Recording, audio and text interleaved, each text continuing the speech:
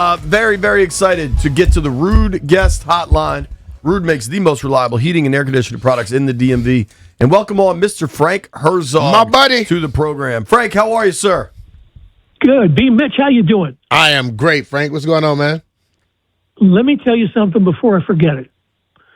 The Redskins played the body bag game against the Philadelphia Eagles in Philadelphia. That year, Buddy Ryan's defense just crushed the Redskins offense, knocked out both quarterbacks. And desperate Joe Gibbs put Brian Mitchell in at quarterback near the end of the game.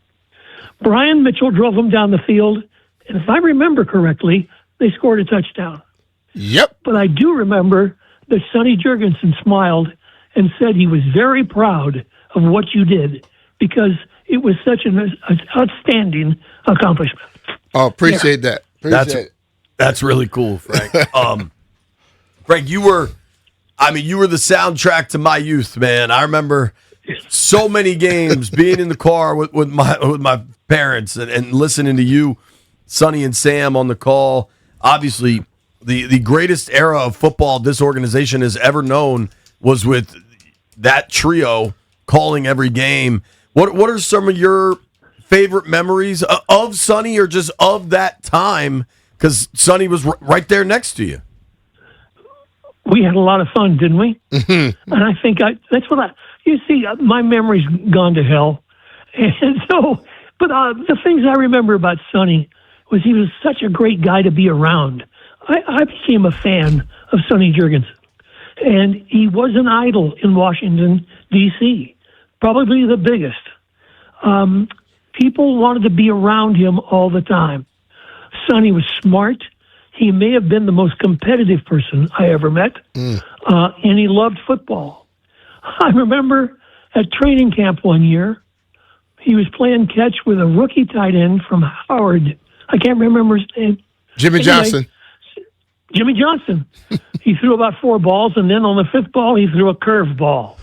I swear it broke 3 feet. Jimmy Johnson fell over backwards laughing. He couldn't believe it. Jurgensen was that kind of a magician. Receivers knew they're going across the field or down the field.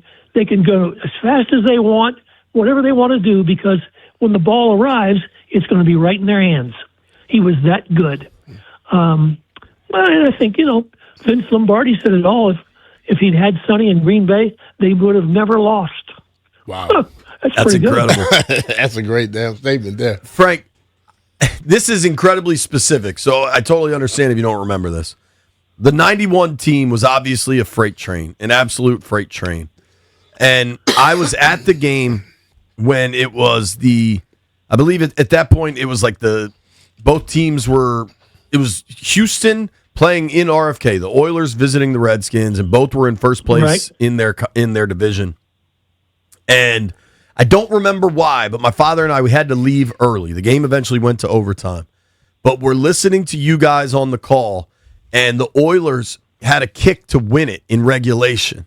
And you had the call. It was wide left. I remember it clear as day. And I remember Sonny going, well, God must have the Redskins in his football pool because nobody thought he was missing that. Yep. Do you remember that game and that moment? It was incredible. Absolutely. Yeah.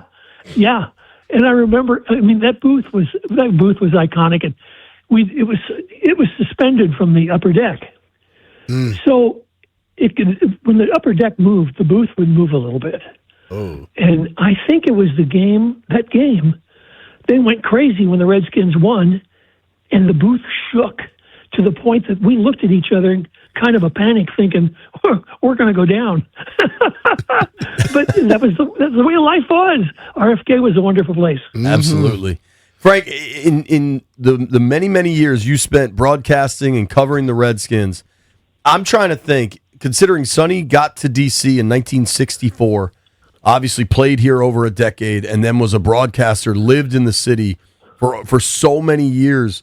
Can you think of anybody that had a greater impact for a greater amount of time than Sonny Jurgensen? No, and there's a reason for that. Because there were a couple of really great athletes in Washington. A couple have made Hall of Fames in their sport. But Sonny Jurgensen knew how to beat the Cowboys. And that's what made him special. Yeah. And he was something.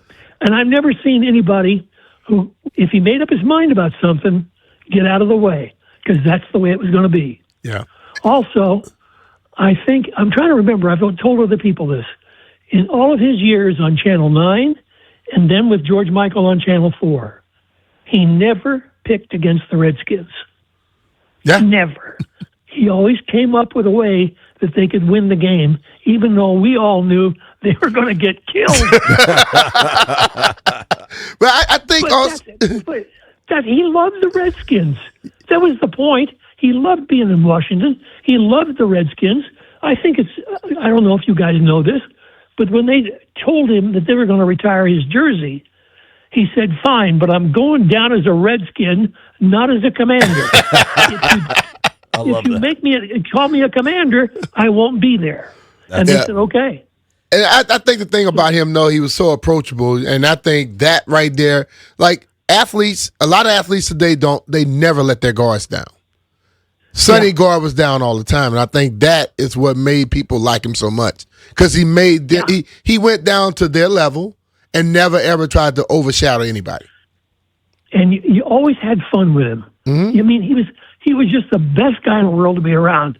Back in his drinking days, he was a delight to drink with. But but he would do things. He would do things that you go, oh my gosh, that's just wonderful.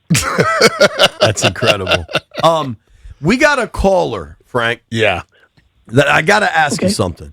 We had a guy call in with his memories of Sonny, and he talked about your iconic radio booth with you, Sonny Jurgensen, and Sam Huff. Just an incredible stack of talent there. Mm-hmm. And he said you guys used to joke about Aunt Martha's tomato soup. And I'm curious if you remember if you remember the soup and if that was a code word. Was it a Bloody Mary? That was Sam's. That was Sam's. And honest to God, I guess early in his broadcasting time with the Redskins, there was an Aunt Martha who would make him tomato soup. Really? To take to the game. All right. Yeah. And so after she died, he would mention it. And Sonny and I thought it was delightful, so we kept it going. I love that. I love she that. existed, and the soup existed too. All right. So well, the guy thought it was a code name for Bloody Mary. Yeah. But you thought, but no. Oh, he wouldn't have a Bloody Mary. Get out of here. What did Sonny like to drink in his drinking days? Doers. Not Bloody Mary. That's Scotch, baby. Woo. Woo. You must have had to officiate. Let me say something. He would drink Doers, and then one day he said, "That's enough. I'm not going to drink anymore." And bang, that was it. That's the drank competitor. Again. Yeah. Frank, you must have had to be the referee in a number of Sonny and Sam disagreements. Any that you remember the most? No, you got to understand. I really didn't have to be the referee. I had to be the instigator. Because I'm sitting between these two guys, and if I ask the right question, I get one going, and then the other will get going. And I sat there like a windshield wiper and went back and forth watching them argue. It was delightful.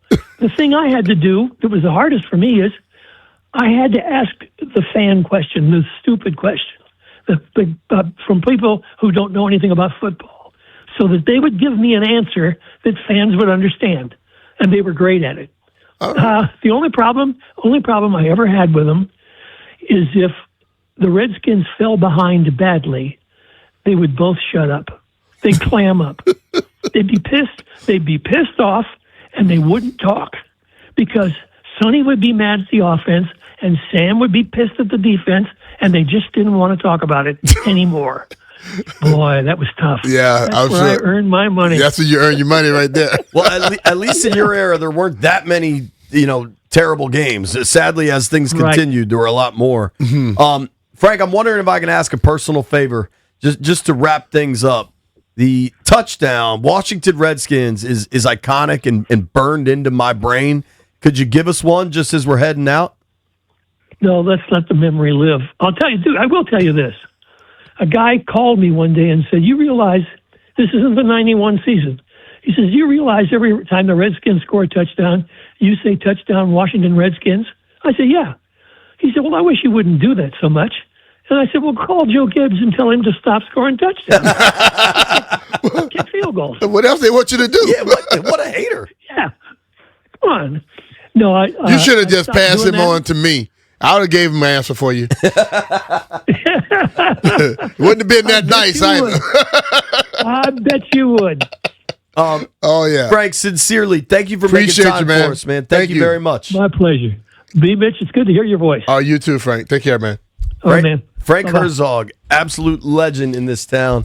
And B, I don't know if I told you this. I got Frank's number just a little earlier today, and I reached out to him, and he said, "Give me a call. BMitch is always good to talk to." Good stuff. Good stuff. That's great. All right. Hall of Fame is flying the flags half staff. As they should, man. Yep. The whole country celebrating the life of Sonny Jurgensen, and I imagine during the Super Bowl on Sunday there'll be some mention or tribute to Sonny.